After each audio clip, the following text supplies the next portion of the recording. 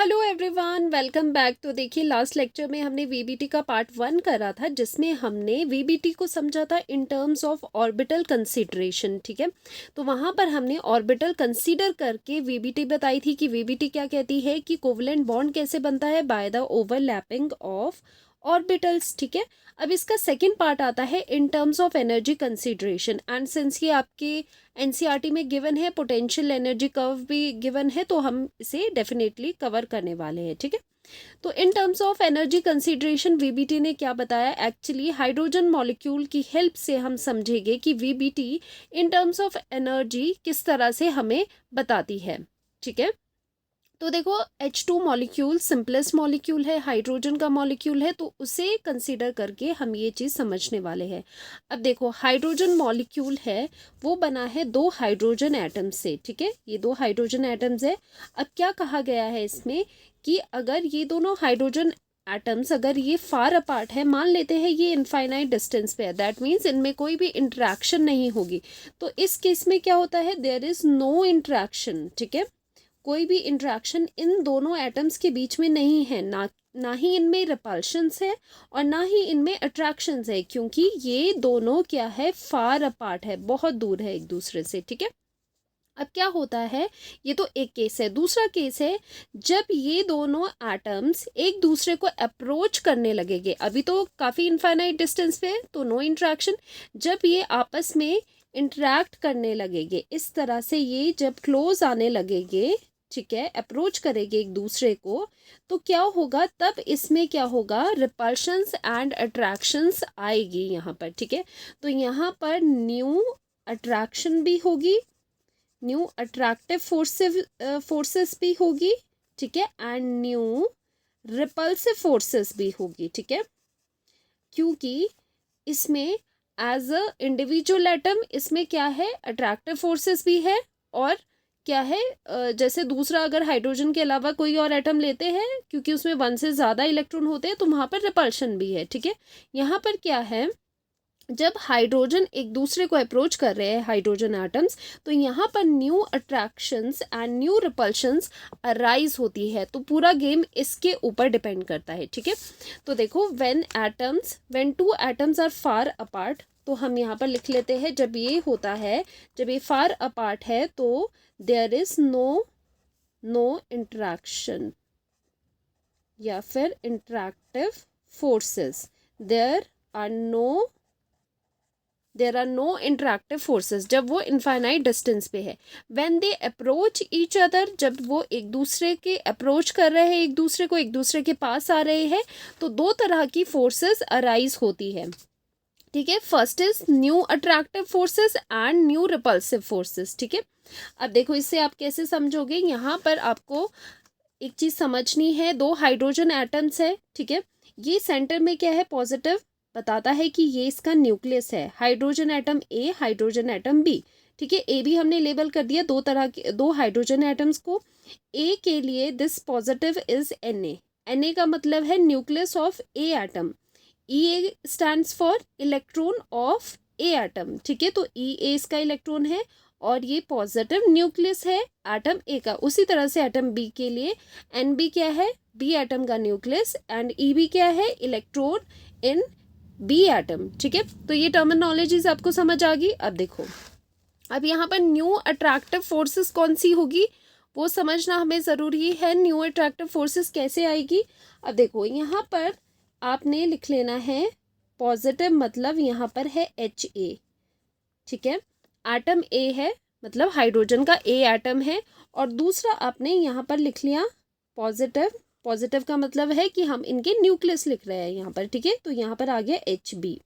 Now यहाँ पर इसका जो इलेक्ट्रॉन है, जो एच ए एटम का, क्योंकि इसमें क्या होता है, हाइड्रोजन में न्यूक्लियस तो होता ही है, और साथ में ओनली वन, इसमें क्या होता है, ओनली वन इलेक्ट्रॉन होता है हाइड्रोजन में, हमें पता है। तो उसे भी हम कहाँ लिख लेते हैं, उसे हम इस ए का इलेक्ट्रॉन हम यहाँ पर नेगेटिव करके लिख लेते हैं, which is E A, electron A atom का। उसी तरह से नेगेटिव यहाँ पर ई भी लिख लेते हैं, इलेक्ट्रॉन इसका। तो ये दोनों हैं एक एटम के ये दोनों हैं ए और बी। ठीक है, अब क्या होगा, अब देखो, यहाँ पर मैं ब्लैक पेन से बनाऊंगी ओल्ड इंटरेक्शन। देखो, जो ये एटम है, ए एटम है, ये न्यूक्लियस है, ये ई ए है, ठीक है, इलेक्ट्रॉन है इस एटम में, तो इनका तो आपस में अट्रैक्शन है। तो ये कौन सी है, ये ऑलरेडी इस एटम में, ए एटम में अट्रैक्टिव फोर्सेस एग्जिस्ट कर रही है न्यूक्लियस में और इलेक्ट्रॉन में, सिंस वो ऑपोजिट चार्जेस के हैं। तो यहाँ पर क्या होगा, इन दोनों में क्या होगा, अट्रैक्टिव फोर्सेस होगी इस तरह से, जिसे मैं ब्लैक पेन से बना रही हूँ, ठीक है। उसी तरह से E B and H B में भी अट्रैक्शन होगी, तो ये है इन दोनों की अट्रैक्टिव फोर्स, ओके। अब यहाँ पर जो न्यू अट्रैक्टिव फोर्सेस है वो किसके बिटवीन है, जब दो एटम्स एक दूसरे को, ए एटम और बी एटम एक दूसरे को अप्रोच कर रहे हैं, तो वहाँ पर क्या है, ये जो इलेक्ट्रॉन्स है, यहाँ पर भी इलेक्ट्रॉन है और यहाँ पर भी इलेक्ट्रॉन है, यहाँ पर पॉजिटिव है बीच में, यहाँ पर भी पॉजिटिव है। अब ये क्या करेगा, ये वाला पॉजिटिव, ए का जो पॉजिटिव न्यूक्लियस है वो बी एटम के इलेक्ट्रॉन को अट्रैक्ट करेगा, उसी तरह से बी एटम का न्यूक्लियस दूसरे वाले ए एटम के इलेक्ट्रॉन को अट्रैक्ट करेगा। तो ये है न्यू अट्रैक्टिव फोर्सेस। देखो, जैसे ए एटम का न्यूक्लियस यहाँ पर बी एटम के इलेक्ट्रॉन को अट्रैक्ट करेगा इस तरह से, तो ये एक नई अट्रैक्टिव फोर्स आ गई। उसी तरह से जो बी एटम है उसका न्यूक्लियस अट्रैक्शन देगा किसको, ए एटम के इलेक्ट्रॉन को, ठीक है। तो यहाँ पर जो ये है न्यू फोर्सेस, ठीक है, न्यू फोर्सेस है, और ब्लैक से हमने बनाई है ओल्ड फोर्सेस, ठीक है, ओल्ड फोर्सेस, ठीक है। तो यहाँ पर अट्रैक्टिव फोर्सेस बना दी, ये ओल्ड फोर्सेस है, और ये न्यू अट्रैक्टिव फोर्सेस है जो कि आ रही है जब ए एंड बी एटम एक दूसरे को अप्रोच कर रहे हैं, ठीक है। इतना समझ आ गया। तो यहाँ पर हम लिख लेंगे कि कौन कौन सी फोर्सेस है। First is an A, nucleus of A का न्यूक्लियस विथ बी का न्यूक्लियस, ठीक है, ए का न्यूक्लियस विथ बी का इलेक्ट्रॉन, तो यहाँ पर आ जाएगा NaEb, ठीक है, न्यू वाली लिख लेते हैं पहले, ओल्ड बाद में लिखेंगे। और साथ में क्या होगा, Nb विद Ea, ठीक है। एक तरह की फोर्सेस ये है, और दूसरी तरह की जो ओल्ड फोर्सेस है जो कि पहले से एग्जिस्ट कर रही है वो क्या है, जो एटम के अपने अंदर है, हर एक एटम के अपने अंदर है, जैसे Ha और Ea है, ठीक है। यहाँ पर आ जाता है ये पॉजिटिव न्यूक्लियस का और ये नेगेटिव का, nucleus of A with electrons of A, nucleus of B with electrons of B, ठीक है। तो ये दो तरह की यहाँ पर आपके पास क्या है, अट्रैक्टिव फोर्सेस है। वैसे ही रिपल्सिव फोर्सेस क्या है, यहाँ पर एक्चुअली हम क्या कर रहे हैं, जो हाइड्रोजन मॉलिक्यूल है, जब वो मॉलिक्यूल बन रहा है, मॉलिक्यूल कैसे बनेगा, दो एटम्स एक दूसरे के क्लोज आएंगे, जब ये दोनों आपस में क्लोज आ रहे हैं तब जो इंट्रैक्शंस हो रही है, तब जो फोर्सेस पिक्चर में आ रही है, वो चीज़ें हम यहाँ पर लिख रहे हैं, सिंपल है, ठीक है। अब देखो, न्यू रिपल्सिव फोर्सेस कौन कौन सी है यहाँ पर, उसके लिए हम पहले क्या बना देंगे, इसी तरह से हम यहाँ पर पॉजिटिव न्यूक्लियस किसका, Ha का, और यहाँ पर हम पॉजिटिव बना देंगे Hb का। उसी तरह से यहाँ पर हम इलेक्ट्रॉन बना देंगे, नेगेटिव चार्ज इलेक्ट्रॉन बना देंगे A का, और यहाँ पर हम नेगेटिव बना देंगे किसका, इलेक्ट्रॉन B का, ठीक है।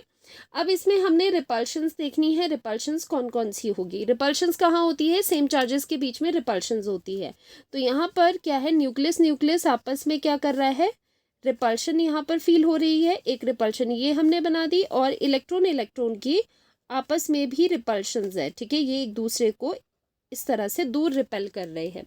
तो यहाँ पर रिपल्शन कौन सी है, नंबर 1, दोनों न्यूक्लियस की NaNb, दोनों न्यूक्लियस की आपस में रिपल्शन है, ठीक है। सेकेंडली, दोनों इलेक्ट्रॉन्स की आपस में रिपल्शंस है, ठीक है।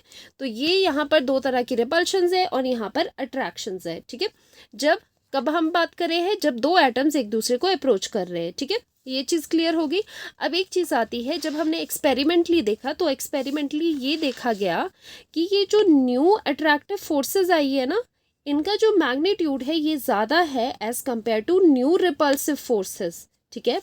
मतलब जो ये अट्रैक्शंस हो रही है ये ज़्यादा है as compare to repulsive forces. तो ये जो मैं कह रही हूँ, ये एक्सपेरिमेंटली देखा गया कि न्यू अट्रैक्टिव फोर्सेस ज़्यादा थी as compare to new repulsive forces.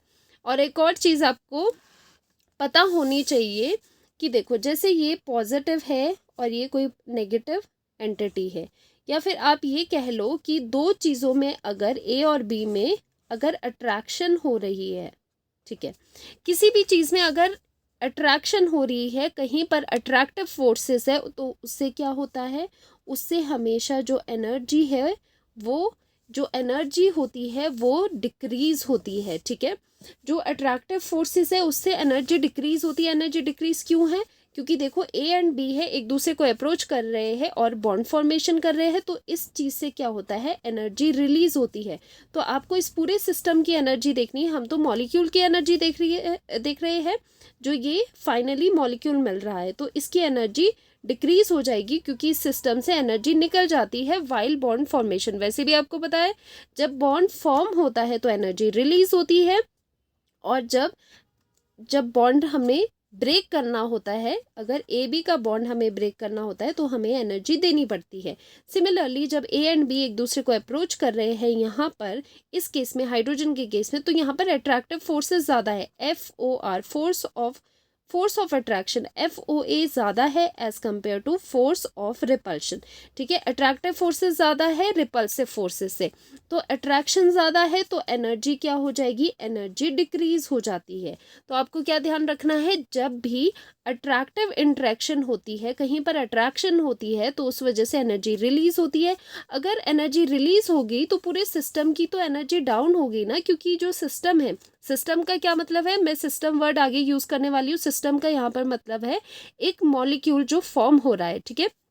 तो जब वो मॉलिक्यूल फॉर्म हो रहा है बाय द बॉन्ड फॉर्मेशन, तो उसकी वजह से क्या हो रहा है, एनर्जी रिलीज हो रही है। तो पूरे सिस्टम की जो एनर्जी है, जो पूरे सिस्टम की एनर्जी है वो डिक्रीज होती है। इन शॉर्ट, जब भी आपके पास अट्रैक्टिव फोर्सेस होती है, अट्रैक्टिव फोर्सेस जब भी आपके पास होती है तो एनर्जी डिक्रीज होती है, ठीक है, एनर्जी डिक्रीज होती है।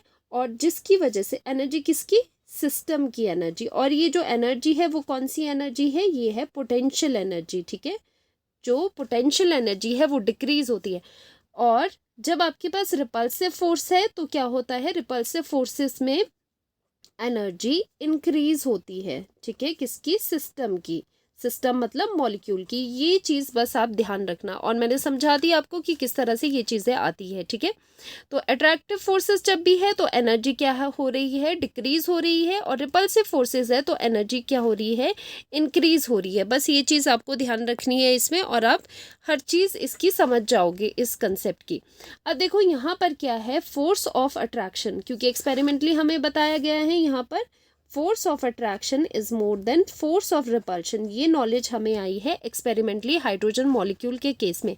अब क्या हो रहा है, जो अट्रैक्टिव फोर्सेस है वो ज़्यादा है as compare to force of repulsion, इसीलिए जो एटम्स है वो एक दूसरे को अप्रोच करेंगे, क्योंकि ओवरऑल जो अट्रैक्शन है वो डोमिनेट कर रही है। तो जो मॉलिक्यूल्स है वो एक दूसरे के पास आएंगे, वो एक दूसरे को अप्रोच करेंगे, ठीक है। जैसे ही वो एक दूसरे को अप्रोच करते हैं तो पोटेंशियल एनर्जी डिक्रीज हो जाती है। देखो क्या हो रहा है यहाँ पर, अब समझना क्या है, ए है एंड बी है, ठीक है। अब ये दूर थे पहले, अब ये क्या कर रहे हैं, एक दूसरे के पास आ रहे हैं, एक दूसरे को अप्रोच कर रहे हैं। अब यहाँ पर ये एक दूसरे के पास आ गए, ठीक है। जब ये एक दूसरे के पास आ गए तो क्या हो जाएगा, यहाँ पर पास क्यों आ रहा है, क्योंकि फोर्स ऑफ अट्रैक्शन ज़्यादा है as compare to force of repulsion, ठीक है। अट्रैक्शन यहाँ पर डोमिनेट कर रही है, तो यहाँ पर क्या हो रहा है कि ये एक दूसरे के पास आ रहे हैं। तो उस वजह से क्या हो रहा है, अट्रैक्शन की वजह से, मैंने आपको बताया था जब भी अट्रैक्शंस होती है तो एनर्जी डिक्रीज होती है। उसकी वजह से जो एनर्जी है, मोर पर्टिकुलरली हम बोलेंगे potential energy of the molecule, वो क्या होती है, डिक्रीज हो जाती है, ठीक है। वही चीज़ यहाँ पर दी गई है। And so atoms approach each other and potential energy of the molecule decreases, ठीक है, potential energy decrease हो जाती है। अब क्या होता है, ये एनर्जी डिक्रीज होती रहती है और एक स्टेज ऐसी आ जाएगी, देखो एक स्टेज ऐसी रीच होती है जहाँ पर ये फोर्स ऑफ अट्रैक्शन और फोर्स ऑफ रिपल्शन, मतलब अट्रैक्टिव फोर्सेस एंड जो रिपल्सिव फोर्सेस है वो एक दूसरे को बैलेंस कर जाती है। That means attractive and repulsive forces balanced हो जाती है, एक स्टेज ऐसा आ जाता है, ठीक है। तो वही जो स्टेज है उसी में क्या होता है, उसी में बॉन्ड फॉर्मेशन होता है। ठीक है, तो ये क्या हो रहे हैं, ये पास पास में आ रहे हैं, तो पास आ रहे हैं तो पोटेंशियल एनर्जी कम हो रही है। तो एक ऐसी स्टेज आ जाएगी जहाँ पर अट्रैक्शन एंड रिपल्शन दोनों बैलेंस्ड हो जाएगी। तो ऐसी स्टेज पे काइंड ऑफ वो इक्विलिब्रियम स्टेट होगी। तो ऐसी स्टेट में क्या हो जाता है, बॉन्ड फॉर्मेशन होता है, ए और बी के बीच में बॉन्ड बनता है। और उस टाइम पे, उस स्टेज में जो इन दोनों एटम्स के बीच का डिस्टेंस है, दैट मीन्स जितने डिस्टेंस पे ये है, तो उस डिस्टेंस को बोलते हैं बॉन्ड लेंथ। और उस स्टेज में एक और चीज़ है, उस स्टेज में क्या हो जाएगा, जो एनर्जी होगी वो होगी मिनिमम पॉसिबल एनर्जी अटेन करेगा मॉलिक्यूल। और हमेशा आप ध्यान रखना, जब एनर्जी और स्टेबिलिटी जो है वो एक दूसरे के इन्वर्सली प्रोपोर्शनल होते हैं। अगर किसी सिस्टम की या मॉलिक्यूल की एनर्जी ज़्यादा है तो उसकी स्टेबिलिटी कम है, दैट मीन्स मॉलिक्यूल अनस्टेबल है। अगर किसी की एनर्जी कम है, कोई मॉलिक्यूल कम एनर्जी का है, उसकी सिस्टम की एनर्जी कम है, तो उसकी स्टेबिलिटी हाई है।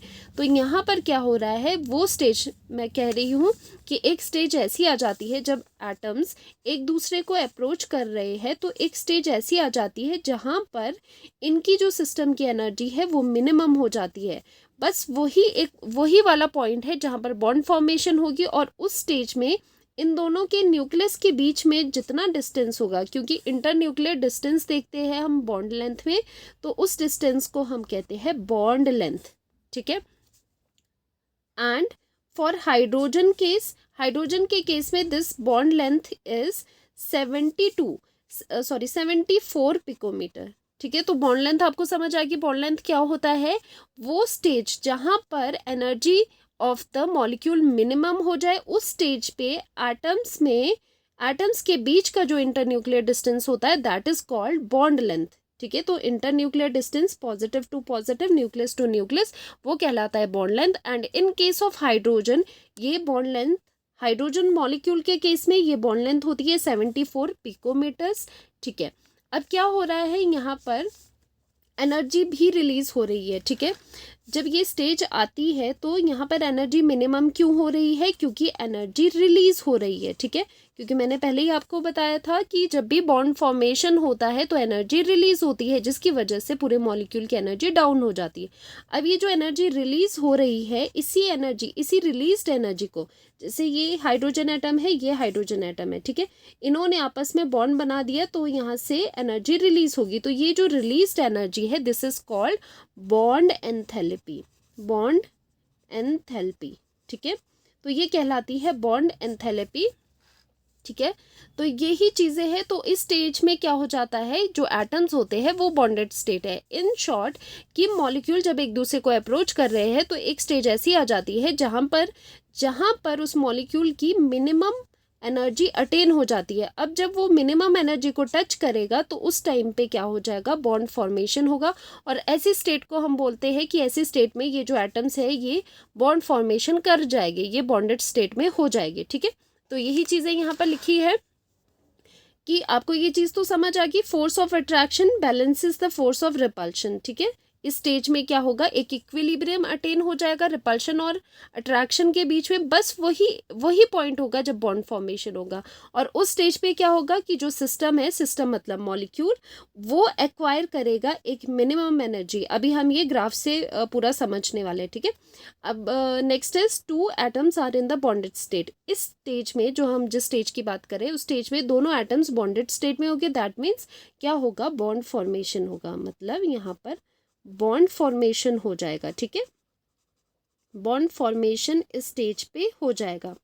Now distance between 2 nuclei is called bond length. तो ऐसे स्टेज पे जो 2 एटम के न्यूक्लियस है उनके बीच का डिस्टेंस कहलाता है बॉन्ड लेंथ। तो यहाँ से बॉन्ड लेंथ की बात आ गई। ठीक है, फॉर हाइड्रोजन मॉलिक्यूल 74 पिकोमीटर्स आपको बता दिया है। और जो एनर्जी रिलीज हो रही है वाइल बॉन्ड फॉर्मेशन, उसे कहते हैं बॉन्ड एंथैल्पी, बॉन्ड की एंथैल्पी। ठीक है, और हाइड्रोजन मॉलिक्यूल के केस में अगर हम पर्टिकुलरली हाइड्रोजन मॉलिक्यूल की ये बात करें, 1 सेकेंड, हाइड्रोजन मॉलिक्यूल की अगर हम बात करें तो ये जो एनर्जी है दिस इज 435.8 किलो जूल पर मोल। ठीक है, इतनी एनर्जी रिलीज होती है बॉन्ड फॉर्मेशन ऑफ हाइड्रोजन।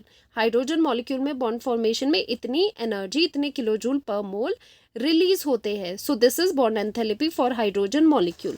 अब ये पूरी चीज़ को हम ग्राफ से पोटेंशियल एनर्जी ग्राफ पे देखते हैं, ठीक है। अब एक और चीज़ है कि अगर हम स्टेबिलिटी की बात कर रहे हैं, जो हाइड्रोजन मॉलिक्यूल है, हाइड्रोजन जो मॉलिक्यूल बना है उसकी स्टेबिलिटी ज़्यादा होती है एज कंपेयर टू इंडिविजुअल या फिर आइसोलेटेड हाइड्रोजन एटम, ठीक है। ऐसा क्यों होता है? क्योंकि आपको बता दिया गया है, क्योंकि जब मॉलिक्यूल बनता है, क्योंकि हाइड्रोजन मॉलिक्यूल में जब मॉलिक्यूल फॉर्म होता है दैट मीन्स बॉन्ड फॉर्म हो रहा है, और जब बॉन्ड फॉर्मेशन होती है तो एनर्जी रिलीज होती है। तो एनर्जी रिलीज हो रही है तो इसका मतलब कि सिस्टम की एनर्जी डिक्रीज हो रही है, ठीक है। सिस्टम की एनर्जी मतलब मॉलिक्यूल की एनर्जी डिक्रीज हो रही है, एनर्जी डिक्रीज मतलब स्टेबिलिटी इंक्रीज, ठीक है। समझ आ गई बात कि स्टेबिलिटी और एनर्जी का इन्वर्स रिलेशन होता है आपस में। अब इसी चीज़ को हम कन्वर्सली भी कैसे देख सकते हैं? जैसे आपके पास है हाइड्रोजन का मॉलिक्यूल, ठीक है, हमने इसमें दी 430, अभी मैंने बॉन्ड एंथैल्पी बताई थी 435.8 किलोजूल पर मोल। हम इतनी एनर्जी दे देते हैं हाइड्रोजन मॉलिक्यूल में, तो क्या हो जाएगा? हाइड्रोजन मॉलिक्यूल टूट जाएगा हाइड्रोजन के एटम्स में, ठीक है। तो इस एनर्जी को क्या कहा गया? जो बॉन्ड एंथैल्पी है उसे बॉन्ड डिसोसिएशन एनर्जी भी कहा गया, ठीक है। बॉन्ड डिसोसिएशन एनर्जी मतलब कितनी एनर्जी रिक्वायर्ड है बॉन्ड को तोड़ने के लिए। तो यहाँ पर हाइड्रोजन मॉलिक्यूल इस तरह से थे, ठीक है, ओवरलैपिंग में बॉन्ड फॉर्म था। अब हमने इस बॉन्ड को तोड़ने के लिए क्या दे दी? इतनी अमाउंट ऑफ एनर्जी दे दी। तो ये एनर्जी दी तो हाइड्रोजन मॉलिक्यूल में जो बॉन्ड था वो टूट गया, और जो एटम्स है इंडिविजुअली अपने आइसोलेट हो गए, अलग अलग हो गए, ठीक है। तो इसे आप कन्वर्सली भी देख सकते हो। वहाँ पर क्या था कि हाइड्रोजन का जब बॉन्ड फॉर्मेशन हो रहा है तो एनर्जी रिलीज हो रही है, वो एनर्जी भी इतने अमाउंट की है। अब अगर इस बॉन्ड को जो बना है उसको आपको तोड़ना है तो इतनी ही अमाउंट ऑफ एनर्जी देनी होगी सो दैट ये बॉन्ड डिसोसिएट हो जाए। So this is called bond dissociation energy. तो इसे आप कहोगे बॉन्ड डिसोसिएशन एनर्जी, ठीक है। नाउ आते हैं ग्राफ पे, वेरी वेरी इंपॉर्टेंट क्योंकि एनसीईआरटी में गिवन है, ठीक है। तो यहाँ पर हम प्लॉट कर रहे हैं potential energy versus internuclear distance. Internuclear distance मतलब दोनों एटम के न्यूक्लियस के बीच का डिस्टेंस, ठीक है। तो यहाँ पर हमने एक्स एक्सिस पे लिया है IND इंटरन्यूक्लियर डिस्टेंस, जिसे हम D से डिनोट करने वाले हैं। हियर इज पोटेंशियल एनर्जी, ऊपर एनर्जी या फिर आप पोटेंशियल एनर्जी कह सकते हो। अब यहाँ पर हमने मार्क किया है 0, यहाँ पर पोटेंशियल एनर्जी है 0, दैट मीन्स एनर्जी 0 है। इसके ऊपर है तो पॉजिटिव है और इसके नीचे है नेगेटिव है, ठीक है। अब देखो क्या होता है, ध्यान से देखना। पोटेंशियल एनर्जी क्या होती है? जैसे ही हमने क्या कहा है, पहले एटम्स क्या थे यहाँ पर, ये पॉजिटिव मतलब न्यूक्लियस बनाया है हाइड्रोजन 1, और यहाँ पर मैंने दूसरा हाइड्रोजन बनाया है। ये दूर थे, अगर ये दूर थे तो इसमें क्या है, नो इंटरेक्शन, ठीक है, नो इंटरेक्शन।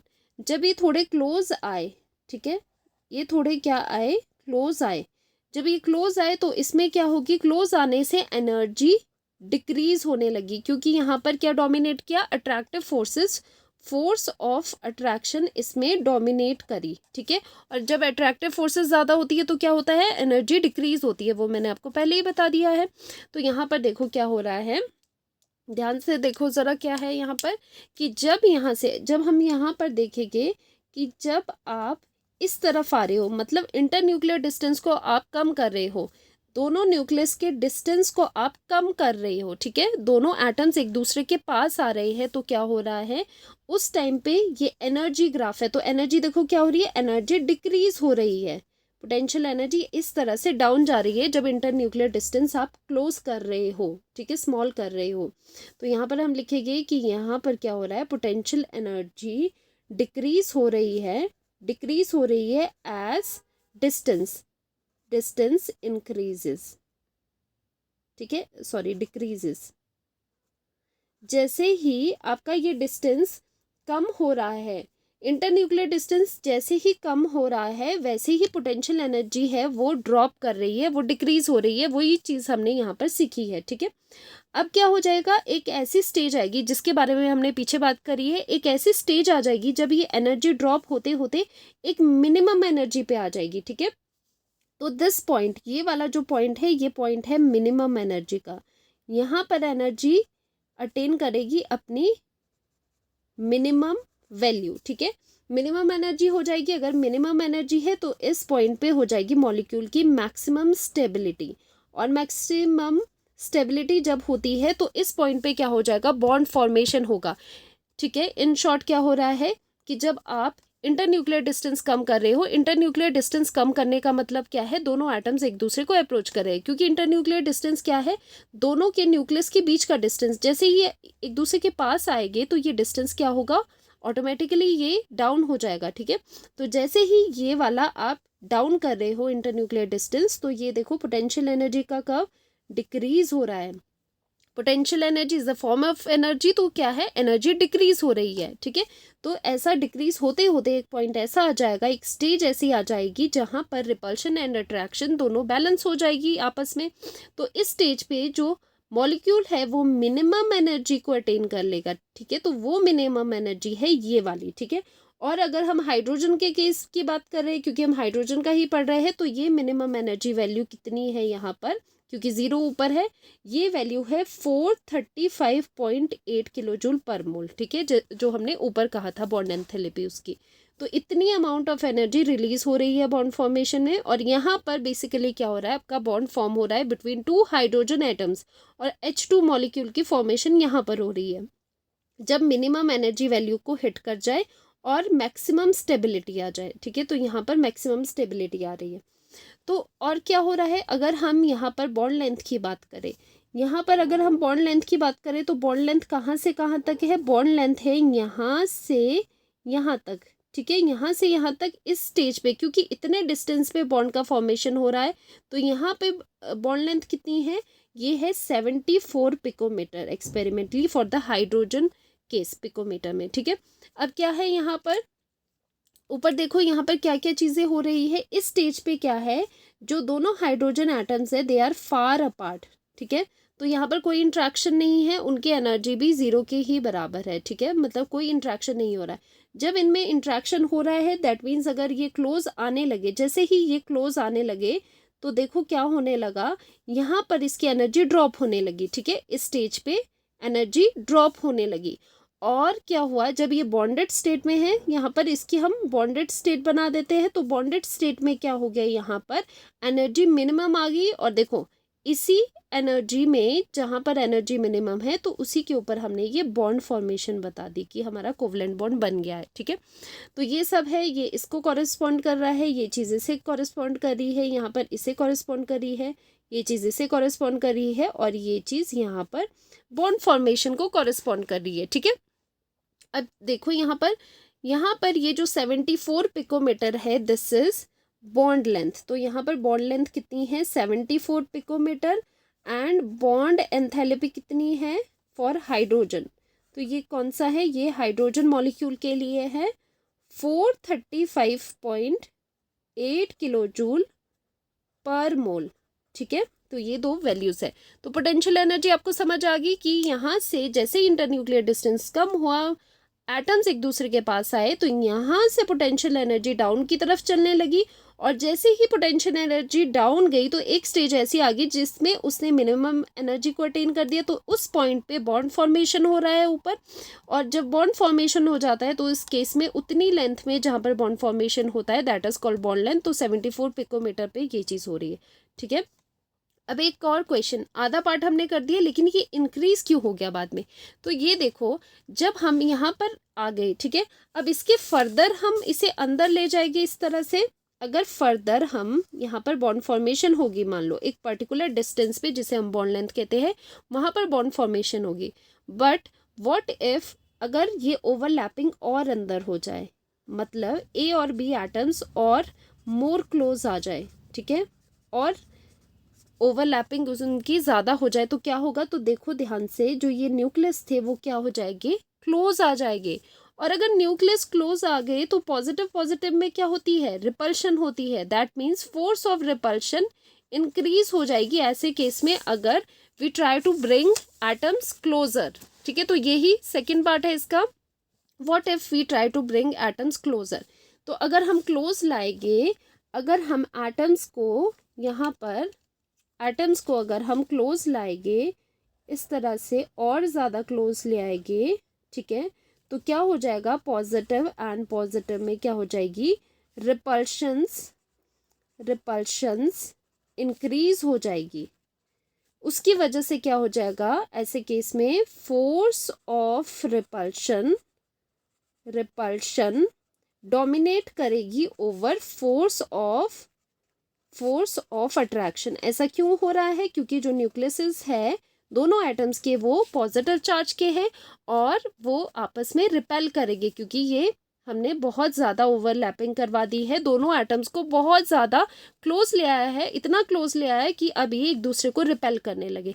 इसीलिए कहते हैं एक पर्टिकुलर लेंथ है जिस पर के बॉन्ड फॉर्मेशन होती है, इसीलिए उसे कहा जाता है बॉन्ड लेंथ। ठीक है, जिस लेंथ पे बॉन्ड बने, या फिर आप कह सकते हो इंटरन्यूक्लियर डिस्टेंस, दोनों न्यूक्लियस के बीच का कितना डिस्टेंस रहना चाहिए तब बॉन्ड फॉर्मेशन होती है, तो इसे बॉन्ड लेंथ कहते हैं। अब क्या होता है, ये बॉन्ड लेंथ से भी कम जा रहे हैं, मतलब बॉन्ड लेंथ कम हो रही है, दोनों के बीच का डिस्टेंस और हमने कम कर दिया, तो क्या होगा, ऑब्वियसली रिपल्शंस होगी, क्योंकि न्यूक्लियस एक दूसरे के बहुत क्लोज आ जाएंगे।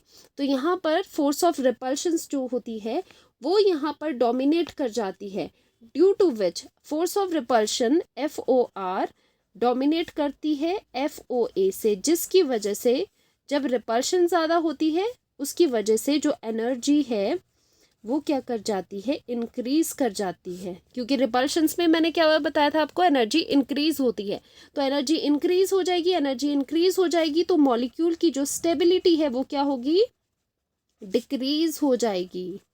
डिक्रीज क्यों होगी, क्योंकि energy and stability are inversely proportional to each other.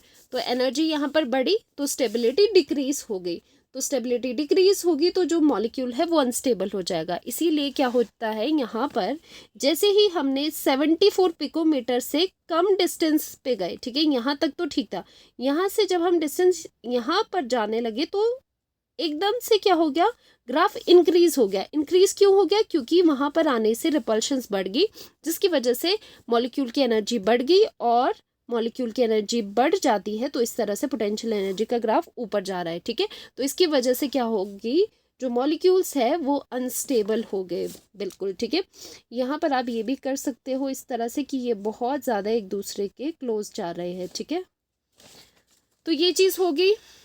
देखो, हाइड्रोजन मॉलिक्यूल का पूरा केस हमने समझ लिया। अब आता है non formation of He2। Helium का कभी आपने मॉलिक्यूल सुना है, He2 एग्जिस्ट नहीं करता है। ठीक है, इसका रीज़न आप ऑक्टेट रूल से भी दे सकते हो, लेकिन हम VBT के थ्रू देखेंगे कि VBT ने ये कैसे समझाया था नॉन फॉर्मेशन ऑफ हीलियम 2। अब देखो, वैसे ये NCERT में नहीं मेंशन किया है, लेकिन कंपटीशन पॉइंट ऑफ व्यू से आप ये समझ लो, बहुत इंपॉर्टेंट है। ठीक है, अब देखो यहाँ पर क्या चीज़ है, यहाँ पर आपके पास हीलियम है, तो हीलियम के क्या है, 2 He, हीलियम का A एटम ले लेते हैं, दूसरा हीलियम का B एटम ले लेते हैं। जैसे हाइड्रोजन के पास हाइड्रोजन के पास कितने इलेक्ट्रॉन्स थे, हर एक के पास 1 इलेक्ट्रॉन्स था। यहाँ पर हीलियम के पास कितने होते हैं, हीलियम के पास 2 इलेक्ट्रॉन्स होते हैं, एटॉमिक नंबर क्या है, 2। ठीक है, तो यहाँ पर क्या है, यहाँ पर है एक न्यूक्लियस है, एक हीलियम के पास क्या है, न्यूक्लियस है और 2 इलेक्ट्रॉन्स है। ठीक है, तो इन्हें हम 1 और 2 कर लेते हैं। वैसे ही second atom of the helium के पास क्या है, एक न्यूक्लियस है Nb है, और 2 इसके पास इलेक्ट्रॉन्स है, जिनमें हम B कर लेते हैं और फर्स्ट इलेक्ट्रॉन सेकेंड इलेक्ट्रॉन कर लेते हैं। ठीक है, अब यहाँ पर देखना इंट्रैक्शंस कैसे कैसे हो रही है। अब यहाँ पर देखो आप, पहले हम यहाँ पर बनाएंगे, ब्लैक से हम बनाएंगे कि जो यहाँ पर रिपल्सिव इंट्रैक्शन है, यहाँ पर हम रिपल्शन बनाएंगे। ठीक है, इस पेन से हम रिपल्शंस बनाएंगे। तो रिपल्शंस कहाँ कहाँ है, पॉजिटिव पॉजिटिव में रिपल्शन है। ठीक है, इलेक्ट्रॉन इलेक्ट्रॉन में आपस में रिपल्शन है, नेगेटिव नेगेटिव चार्ज होते हैं, इन दोनों इलेक्ट्रॉन्स में आपस में रिपल्शन है। ठीक है, क्रॉस करके इन दोनों में आपस में रिपल्शन है, इन दोनों में आपस में रिपल्शन है, ठीक है। तो यहाँ पर कितनी रिपल्शंस होगी, 1 2 3 4 5, आपके पास रिपल्शंस कितनी होगी यहाँ पर, 5 रिपल्शंस, ठीक है, 5 यहाँ पर रिपल्शंस होगी। अट्रैक्शन देखो किस किस में हो रही है, ये हम क्या बना रहे हैं, ये हम न्यू बना रहे हैं, ठीक है। क्या बना रहे हैं हम, ये हम यहाँ पर न्यू इंटरेक्शंस बता रहे हैं, ठीक है, क्योंकि ओल्ड तो हमें पता है, अब हमने न्यू इंटरेक्शंस देखनी है। ये कब है, जब दो हीलियम एटम आपस में क्या कर रहे हैं, क्लोज आ रहे हैं बॉन्ड फॉर्मेशन के लिए, ठीक है, तब की कहानी ये सब है। अब देखो, अब इसमें अट्रैक्शन देखो, अट्रैक्शन कहाँ हो रही है, यहाँ पर न्यूक्लियस है, ये क्या है, न्यूक्लियस ऑब्वियसली पॉजिटिव है, पॉजिटिव है। अब अट्रैक्शंस कहाँ से हो रही है, इस न्यूक्लियस की दोनों इलेक्ट्रॉन से, क्योंकि इलेक्ट्रॉन क्या होते हैं, नेगेटिव है, ठीक है। तो नेगेटिव पॉजिटिव की देखो न्यू देखनी है, बाकी इनके आपस में तो है ही। अब इसका जाएगा इस इलेक्ट्रॉन के साथ और सेकंड इलेक्ट्रॉन के साथ, और ये वाला जाएगा NB का इसके साथ और NB का इसके साथ, ठीक है। अब देखो अट्रैक्शंस कितनी होगी, तो यहाँ पर जो अट्रैक्शंस है उन्हें हम रेड पेन से बना रहे हैं, तो अट्रैक्शंस कितनी होगी, 1 2 3 4, तो 4 अट्रैक्शंस आपके पास है इस लाइन से, रेड लाइन से। तो यहाँ पर देखो हीलियम के केस में क्या हो रहा है, हीलियम के केस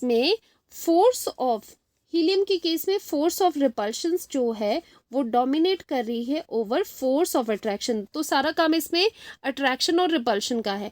अगर रिपल्शन ज़्यादा होती है तो रिपल्शन ज़्यादा होने से क्या होता है, रिपल्शन ज़्यादा होने की वजह से due to more force of repulsion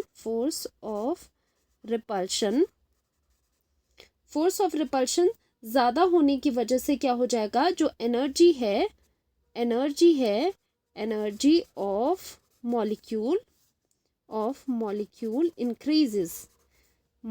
increases, क्योंकि मैंने आपको कहा है जब अट्रैक्शन होती है तो एनर्जी कम होती है, और जब रिपल्शन होती है तो एनर्जी ज़्यादा होती है। तो यहाँ पर रिपल्शन ज़्यादा है तो एनर्जी इसके केस में हीलियम मॉलिक्यूल की इंक्रीज हो जाएगी, and due to which stability of He2 molecule decreases, इसीलिए हीलियम मॉलिक्यूल फॉर्म नहीं होता, He2 मॉलिक्यूल। तो यहाँ पर मैं लिख लूँ He2 मॉलिक्यूल डजेंट एग्जिस्ट, ठीक है, ये मॉलिक्यूल एग्जिस्ट नहीं करता। तो VBT के थ्रू भी हमने देख लिया कि He2 मॉलिक्यूल एग्जिस्ट नहीं करता। क्यों एग्जिस्ट नहीं करता, एनर्जेटिकली वो एग्जिस्ट नहीं करता, क्योंकि अगर He2 का फॉर्मेशन हम करें तो उस केस में क्या होगा, एनर्जी बहुत राइज कर जाती है, और जो आपका मॉलिक्यूल है He2 हाईली अनस्टेबल होता है, इसीलिए He2 एग्जिस्ट नहीं करता। और अगर हमें इसका ग्राफ प्लॉट करना हुआ हीलियम का He2 का, तो ये किसका है, ये वाला जो ग्राफ है, ध्यान रखना ये कहीं हाइड्रोजन के केस में मत बना देना। He2 के लिए हमने ये ग्राफ ड्रॉ करना है, किस किस के बीच में, potential energy versus internuclear distance, ठीक है। अगर ये करेंगे तो बताओ ज़रा क्या होगा। तो देखो क्या होना है यहाँ पर कि जैसे ही आप ये डिक्रीज कर रहे हो इंटरन्यूक्लियर डिस्टेंस, मतलब दो हीलियम एटम्स एक दूसरे के पास क्लोज आ रहे हैं बॉन्ड फॉर्मेशन के लिए, चाहते तो है कि बॉन्ड बना दे, जब क्लोज आ रहे हैं तो क्या हो जाता है, रिपल्शन इंक्रीज हो जाती है, रिपल्शन इंक्रीज होने की वजह से एनर्जी इंक्रीज होती है। तो इसका क्या है, मेन इसका बात यह है कि जो रिपल्शन है वो इंक्रीज हो रही है, दो हीलियम एटम एक दूसरे के पास आ रहे हैं फॉर द बॉन्ड फॉर्मेशन। लेकिन जैसे मैंने आपको बताया रिपल्सिव फोर्सेस ज़्यादा है, रिपल्शन अगर ज़्यादा होती है तो एनर्जी ऑफ द मॉलिक्यूल ज़्यादा होती है, अगर एनर्जी ज़्यादा होगी तो उसकी वजह से स्टेबिलिटी मॉलिक्यूल की कम होगी, दैट मीन्स आपका मॉलिक्यूल बन गया हाईली अनस्टेबल, ठीक है, यही चीज़ बताई थी। तो एनर्जी इंक्रीज कैसे हुई, एनर्जी इंक्रीज इस तरह से होगी, यहाँ से जाके इस तरह से एनर्जी इंक्रीज हो जाएगी, ठीक है। तो इस तरह से आप ग्राफ बना सकते हो हीलियम 2 के केस में। खैर जो हीलियम ये है He2 है वो एनर्जेटिकली अनस्टेबल है, इसीलिए ये एग्जिस्ट नहीं करता। एग्जिस्ट वही मॉलिक्यूल करते हैं जो स्टेबल होते हैं, ठीक है, जिनकी एनर्जी कम होती है। तो यहाँ पर जैसे आपने इंटरन्यूक्लियर डिस्टेंस कम किया हीलियम एटम्स को, आपस में एक दूसरे के पास लाया, वैसे ही क्या हो गया, एनर्जी एकदम से राइज कर गई, पोटेंशियल एनर्जी। क्यों? बिकॉज यहाँ पर जो ये फोर्स ऑफ रिपल्शन है वो ज़्यादा होता है। वो चीज़ मैंने आपको यहाँ पर बता दी, क्यों रिपल्शन ज़्यादा होता है। तो यहाँ पर एनर्जी में ओनली हम हाइड्रोजन और हीलियम मॉलिक्यूल का ही केस डिस्कस करेंगे, क्योंकि ऑब्वियसली बाकी अगर एटम्स मॉलिक्यूल्स पे जाए तो वहाँ पर मल्टी इलेक्ट्रॉन सिस्टम है और वहाँ पर कॉम्प्लिकेटेड हो जाएगा। तो ये था ऑल अबाउट वीबीटी। यहाँ पर इस लेक्चर तक आपकी वीबीटी पूरी कंप्लीट हो चुकी है, जिसमें हमने फर्स्ट पार्ट में, पिछले लेक्चर में हमने किस पे बात करी, हमने ऑर्बिटल कंसिडरेशन की बात करी थी कि कैसे ही ऑर्बिटल को कंसीडर करके वीबीटी को समझा जाता है, ठीक है। और यहाँ पर मतलब बॉन्ड फॉर्मेशन को समझा जाता है। यहाँ पर एनर्जी कंसिडरेशन हमने पढ़ी थी कि कैसे पोटेंशियल एनर्जी का देख के कि कैसे एनर्जी कम ज़्यादा हो रही है और कैसे एनर्जी कम होके बॉन्ड फॉर्मेशन हो रहा है, कैसे कैसे इंट्रैक्शन है, वो चीज़ें हमने इस लेक्चर में समझी। VBT in terms of energy consideration, ये भी इक्वली इम्पॉर्टेंट है। कई बच्चे इसे स्किप कर देते हैं, पर आप इसे बिल्कुल स्किप मत करना। अब तो आपको बहुत इजीली ये चीज़ समझ आ गई होगी, ठीक है। तो इस लेक्चर को यहीं एंड करती हूँ और मिलते हैं नेक्स्ट लेक्चर में, जिसमें हम करने वाले हैं नेक्स्ट टॉपिक क्या है आपका, हाइब्रिडाइजेशन, ठीक है। हाइब्रिडाइजेशन नेक्स्ट लेक्चर में हम स्टार्ट करेंगे। Okay, bye.